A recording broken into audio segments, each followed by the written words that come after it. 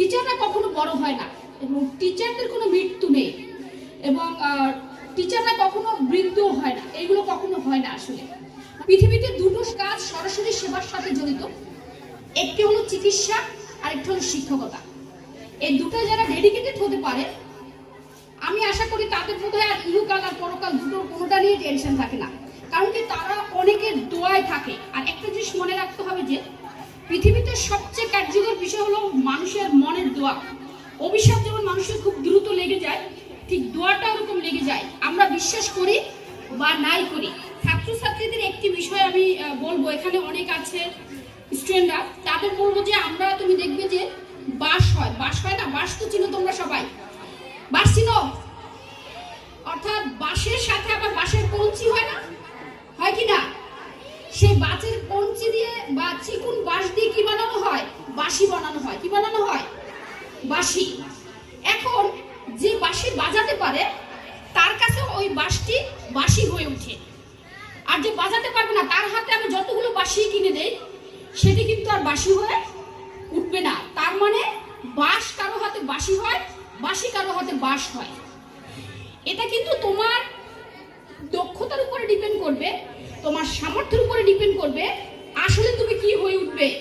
তুমি কি ওই দক্ষতা অর্জন করে বাঁশি বাদক হয়ে উঠবে, নাকি তুমি অকমূল্য হয়ে যাবে?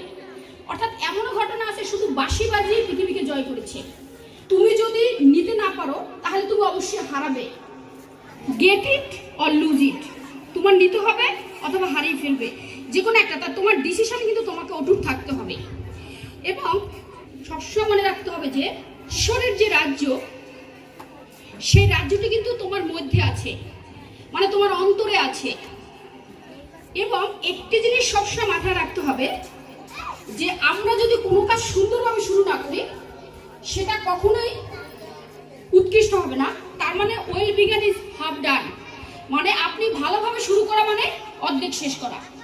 তাই এই যে আমরা ভালোভাবে যেমন রেজাউল একটি কাজ শুরু করতে পেরেছে, যদিও তাকে অনেক ক্রাইসিস মোমেন্ট পার করতে হয়েছে, আমাদের যে করোনা মহামারী এসেছিল তখনও সে আমার সাথে অনেকবারই যোগাযোগ করেছে।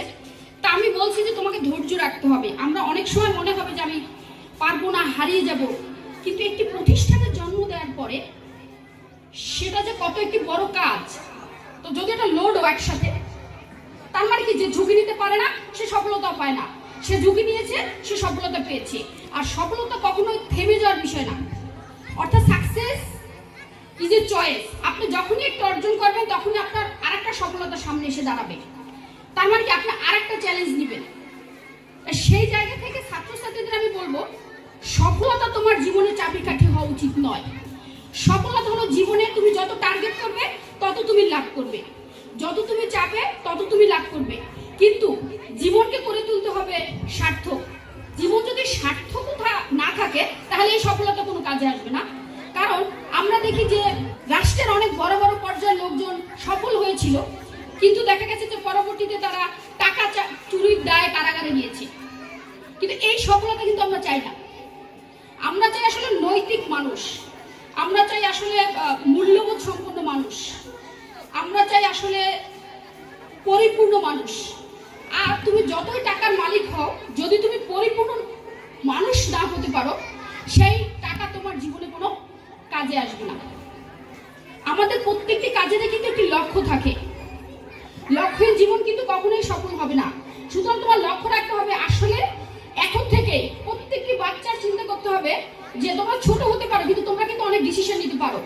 তোমাদের বলা হয় তোমরা পারবে না, তোমরা বুঝবে না, তুমি এটা একদমই তুমি ক্যাপাবেল না। আসলে বাচ্চারা সবকিছুতেই ক্যাপাবেল। দেখবেন যে আপনাদের দৃষ্টি আকর্ষণের জন্য সে কিন্তু অনেক কাজ করে।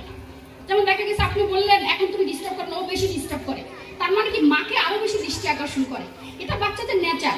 আমি যদি আমার বয়সে তাকে ভেবে নেই সেটা সবচেয়ে ভুল ঘটনা। অর্থাৎ ওকে ওর জায়গা থেকে বিচার করতে হবে যে আমি এই বয়সে কি করেছি। তখন দেখবেন আপনার রাগ হবে না। মানে আমি এটা অভিভাবকদের উদ্দেশ্যে বলেছি, আপনি যত বেশি রেগে যাবেন বাচ্চা তত বেশি আপনাকে বেশি খেপানোর চেষ্টা করবে।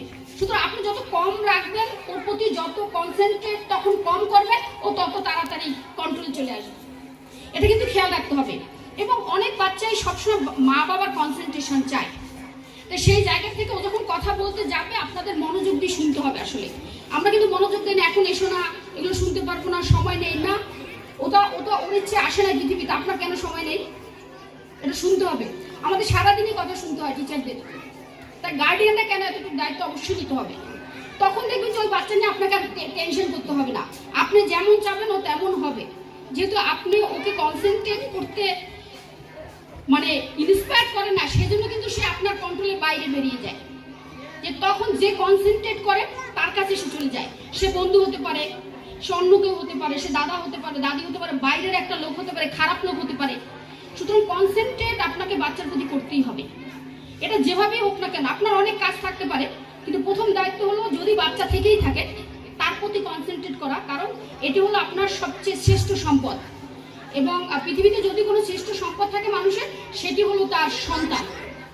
এবং এই সন্তানের কার্যক্রম এবং এই সন্তানের যে অগ্রগতি তার উপরে ডিপেন্ড করে যে আপনি কতটা সার্থক মাদার আর ফাদার বা প্যারেন্টস। প্রত্যেক শিশুই কিন্তু একজন সুনাগরিক হয়ে উঠবে শুধু আমাদের কনসেন্ট্রেটের উপর, যতটা আমি কনসেন্ট্রেট করবো তার উপরে ডিপেন্ড করবে, এবং সে সক্রিয় নাগরিক হয়ে উঠবে। কিন্তু আমরা সেই জায়গাটা অনেক সময় হালকা ছেড়ে দেয় বা স্কুলের উপরে ছেড়ে দেয় যে স্কুলে মানুষ করে দেবে। স্কুল শিক্ষা দিতে পারে কিন্তু মানুষ করতে পারে না। স্কুল তাকে হয়তো বা কিছু নিয়ম দিতে পারে, কিন্তু তাকে কিন্তু ডিসিপ্লিন শেখাতে পারে না অনেক সময়। এই জন্য বলে যে breaks the rule not the law, অর্থাৎ সেটা বাচ্চাকে ছোটবেলা থেকে শিখাতে হবে যে আমরা যেন কোনো ধরনের আইনের ক্ষেত্রে এরকম কোনো কাজ না করি যেটা আইন লঙ্ঘন হতে পারে। কিন্তু আমি যে কোনো রুলস, আর যারাই পৃথিবীতে বিখ্যাত হয়েছে তারাই রুলস ভাঙছে, এ বিষয়ে কোনো সন্দেহ নাই। অর্থাৎ সে ব্যতিক্রম কিছু করেছে বিধায় সে বিখ্যাত হয়েছে। মানে বিখ্যাত হওয়ার প্রথম পদক্ষেপ হলো আপনাকে আলাদা কিছু করতে হবে, আপনাকে স্পেশাল কিছু করতে হবে। সফল মানুষ আলাদা কিছু করে তা কিন্তু না, সফল মানুষ একটি কাজেই অন্যভাবে করে ওই কাজটিকে, কিন্তু যারা সফল হয় না তারা কাজটিকে গতানুগতিকভাবে করে।